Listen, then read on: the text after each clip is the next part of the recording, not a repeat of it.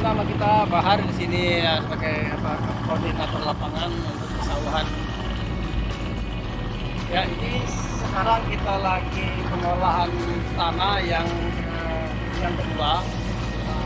Tapi cara pengolahannya sama seperti yang pertama. Kita masih sama singkal, yang kedua kita melakukan penyisiran. Karena di sini tanah ini kan belum labil, belum rata, jadi kita perlu perataan tanah. Oh, kita ini apa namanya, untuk kita pengemburan biar bisa mempermudah nanamnya. Istilahnya apa, merat. Pertama kita gunanya dari pengemburan, meratakan biar unsur-unsur haranya itu kita ini kan proses proses tanamnya yang kemudian tanahnya menjadi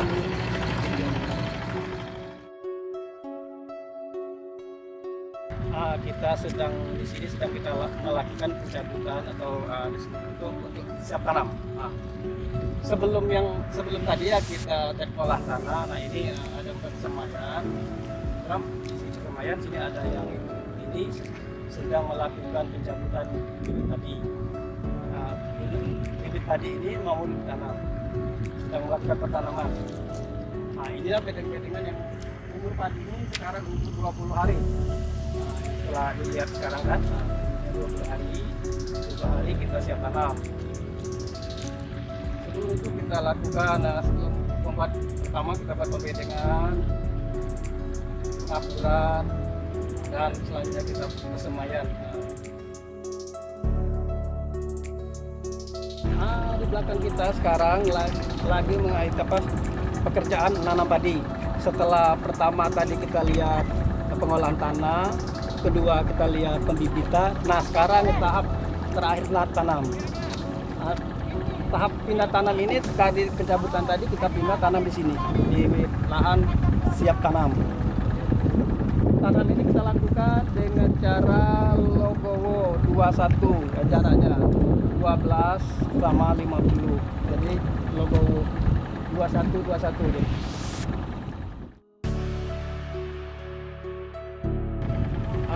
Kalau kita sehektarnya dapat sehari dapat selesai sehari.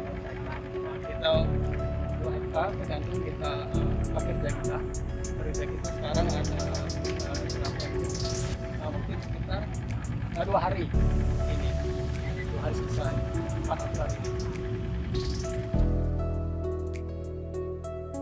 Sekarang kita ada di kolam penampungan air. Penampungan air ini gunanya kita dari drainase ke pembuangan kita kan, kalau air di sawah kita besar kita buang di penampungan. Nah, guna air di penampungan ini, pas kita kekurangan air, jadi kita arahkan lagi air di dalam penampungan ini ke sawah lagi. Itu gunanya. Di dalam sama di pinggir-pinggirnya.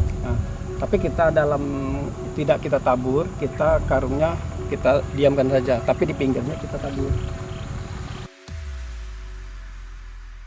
Kalau hari hujan kita meter air hujan kan turun gitu. Nah sekarang intinya kita guna penampung ini pas musim kemarau seperti sekarang. Nah sekarang kan kita kekurangan air. Nah kita mau air sungai kita sekarang kan asam, jadi kita mengambil air di penampungan kita karena sudah kita kasih kapur, kita netralisir dengan kapur. Jadi kita kembalikan ke sawah lagi. Nah, setelah sawahnya sudah airnya tergenang, sudah pas, nanti kita buang lagi ke kolam lagi. Kita bolak-balik aja airnya ke gunanya. Oke, assalamualaikum warahmatullahi wabarakatuh. Hari ini tepatnya hari Kamis ya, tanggal 27 Mei 2021, kita sedang berada di lahannya milik USS ya, Universitas Sumatera Selatan. Oke, perkenalkan saya Palaudin dan saya Muhammad Wirdan Aulia. kita akan meliput kegiatan di sini, termasuk di sini juga kita akan menunjukkan bahwa ada beberapa orang yang dulu pernah menangani lahan pasang surut dan rawa ya, termasuk dari pembukaan lahan baru. Oke, mungkin ada sekitar beberapa hektar di sini ya yang kemudian kemarin itu pernah dilakukan Denpam IPB 3S Inpari dengan varietas satu lagi kampanye IR64 ya. Oke, mungkin itu saja untuk pembukaan. Kita langsung ke perkenalan bapak-bapak yang pernah menangani di sini untuk sebagai masukan-masukan ke depannya apa yang harus kita lakukan dan teknologi apa yang berdasarkan spesifik lokasi yang bisa kita tambahkan. Terima kasih.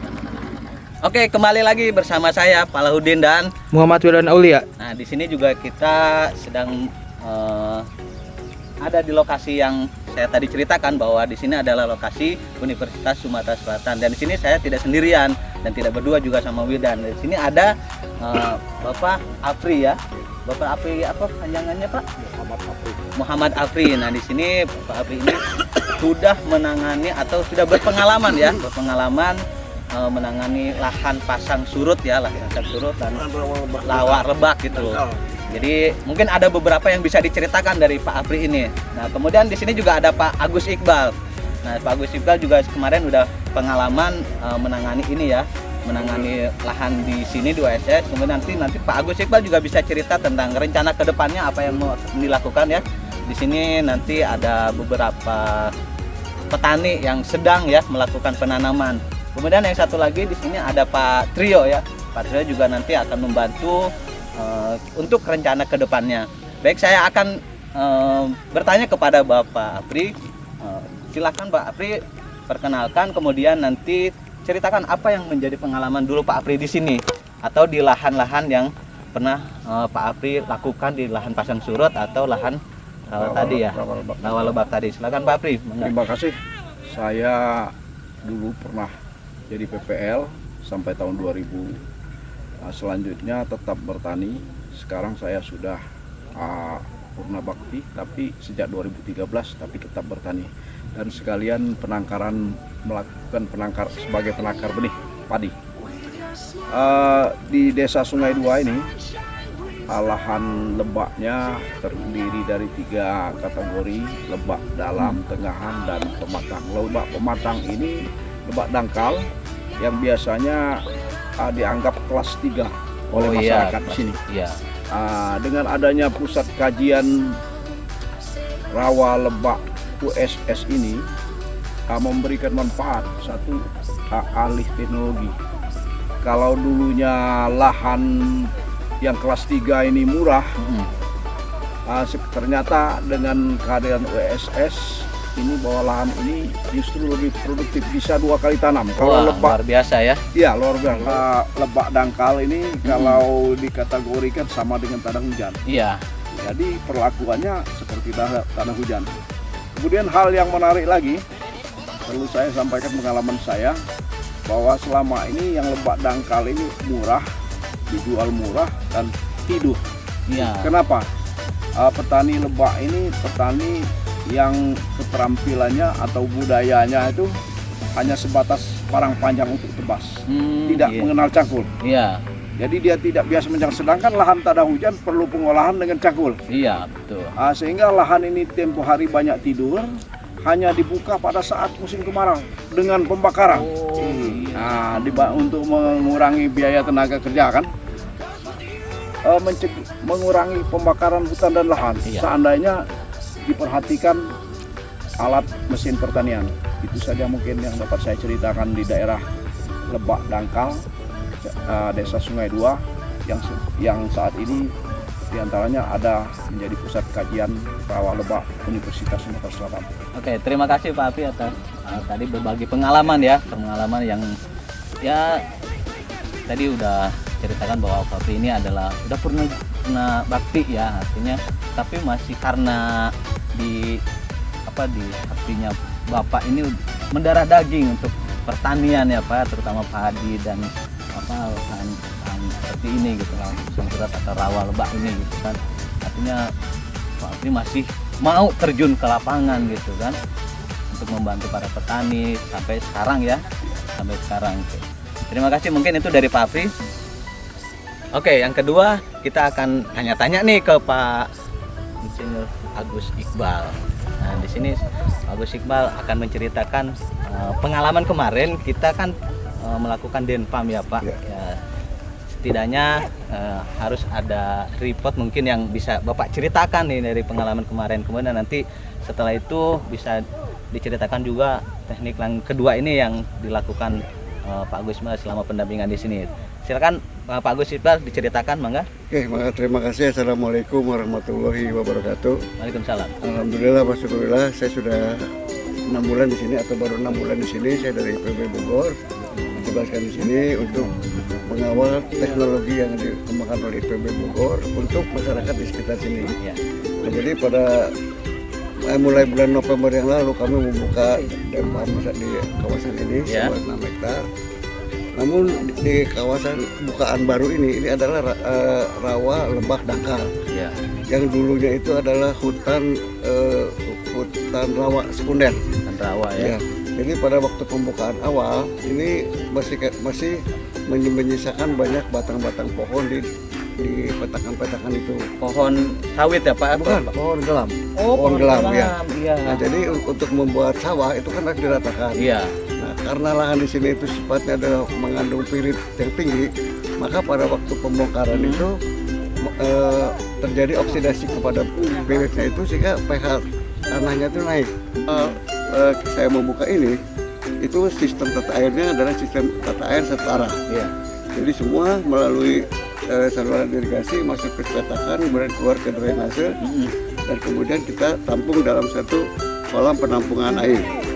Itu. Oke, terima kasih Pak Insinyur Agus Iqbal yang telah memberikan ini ya testimoni, masukan dan apa yang dikatakan tadi Pak Agus Iqbal ini sangat banyak manfaatnya ya. Setelah ada dam dari yang dilakukan oleh IPB di sini. Ya. Oke, mungkin itu saja yang bisa saya sampaikan bersama Pak Insinyur Agus Iqbal. Terima kasih. Oke, yang terakhir kita akan bertanya nih ke Pak Trio. Ini asli yang berada di sini atau mewakili petani nih setelah adanya demo kemarin, terus kemudian nah Pak Trio bisa ceritain nih apa yang menjadi pengalaman Pak Trio kemarin di sini dengan adanya IPB, terus kemudian kedepannya ini seperti apa harapannya di lahan 2SS ini. Silakan Pak Trio. Jadi awal saya di sini membuka lahan, pasang lahan rawa lebah. Ini kan hutan gelam, jadi pH-nya sangat rendah, 3 sampai 4 pH-nya. Kalau karena saya awal mengenal dengan lahan rawa dangkal dengan pH 4 untuk ditanam padi, saya sangat pesimis untuk bisa. Soalnya pesimis ya. Pesimis dengan kondisi lahan kita harus menanam padi, sedangkan kebiasaan di sini itu ditelantarkan atau hanya dibakar seperti yang disampaikan Pak Agus Iqbal tadi ya. Dengan sonor namanya. nah itu. Jadi mereka hanya tabela tanam padi. Nah ini dengan adanya pihak dari IPB diwakili oleh Pak Agus Iqbal membantu kami, itu rasa pesimis itu lama-lama terkikis sehingga kami menjadi optimis bahwa lahan ini bisa dijadikan produksi yang gitu ya. yang optimal. Ini biasanya hanya dapat 1 ton atau kurang dari 1 ton per hektar. Nggak ada hasil Nggak ada gitu hasil, ya. malah nggak ada hasil ini. Nah ini dengan adanya ini sangat antusias. Banyak warga di sini yang memuji hasil dari panen kami itu yang 2 ton per hektar. Bahkan lebih ya, ada Iya, yang di atas 2 ton ya. 2 ton. 2,7, 2,8 ya. Harapan kami sebagai petani di sini dengan dibimbing oleh Pak Agus Iqbal, kami sangat bersyukur dari IPB sangat bersyukur di sini banyak ilmu-ilmu yang bisa kami peroleh sehingga bisa diterapkan di sini dan diikuti oleh petani sekitar di perkebunan kelapa sawit sini. Jadi di lahan pasang surut rawa dangkal, kajian dari lahan kajian pasang surut rawa dangkal di Universitas Sumatera Selatan. Kajian pasang surut ini ditopang dengan peralatan yang tersedia yang diarahkan oleh pihak IPB untuk kami gunakan di sini. Jadi peralatan yang dulu traktor hanya kami miliki 1, sekarang kami sudah bisa 3. Terus produk-produk teknologi, pupuknya, terus racun, bukan racun, pestisida ya. pestisida yang dianjurkan itu sangat tepat, sehingga kami tidak banyak memakan biaya, atau yang selama ini banyak petani lakukan kurang memahami fungsi-fungsi dari pupuk pestisida atau insektisida yang digunakan. Kami petani awam ini kurang paham. Dan dengan adanya IPB ini dibimbing, dikasih penyuluhan, kami menjadi mengerti. Seperti itu. Jadi harapan kami untuk tahun tanam yang kedua, sawah ini kami bisa lebih optimis lagi. Yang tadinya hanya 2 ton, kami bisa di atas 3 ton lebih atau 4 tonan per hektar. Amin. Itu Itu amin. bukan hal yang mustahil ya. Kita optimis lah dengan hal-hal yang diinginkan para petani di sini, capaiannya seperti apa. Oke, mungkin itu wawancara dengan atau menggali informasi dari Pak Trio ini sebagai perwakilan dari para petani di sini. Oke, terima kasih Pak Tri. Oke teman-teman, itulah liputan kita pada sore hari ini ya. Sangat banyak yang tadi diinformasikan oleh dari yang pendamping, dari petani di sini, dan harapan yang tadi diceritakan itu. Ya mungkin itu saja yang bisa kami sampaikan. Terima kasih atas perhatiannya. Saya Palaudin dan Muhammad Yudan Aulia. saya ucapkan terima kasih sekali lagi. Wabillahi taufiq wal hidayah. Wassalamualaikum warahmatullahi wabarakatuh.